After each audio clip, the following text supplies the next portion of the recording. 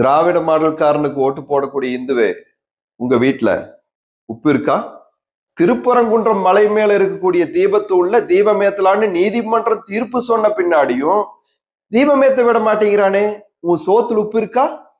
நீ கும்புற சாமியோட 100க்கும் மேற்பட்ட கோயில்களை இடிச்சிருக்கானே, உனக்கு ரோசம் இருக்கா? நீ கும்புற சாமிக்கு அர்ச்சனை செய்யறத கேவலப்படுத்துறானே, உனக்கு சூடு இருக்கா? இந்துவாகி உன்னை பேசி மகன்னு சொல்லி உன் தாயை தப்பா பேசினானே, உனக்கு சொரணை இருக்கா?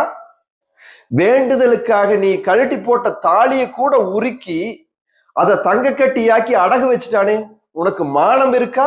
சாமியை கும்பிடுறவன் முட்டாள்னு சொல்லி உன்னோட கோயிலுக்கு முன்னாடியே எழுதி வச்சிருக்கானே, உனக்கு வெக்கம் இருக்கா? ரம்ஜானுக்கு வாழ்த்து சொல்றான், கிறிஸ்துமஸுக்கு வாழ்த்து சொல்றான், அந்த விழாவையெல்லாம் கொண்டாடுறான்.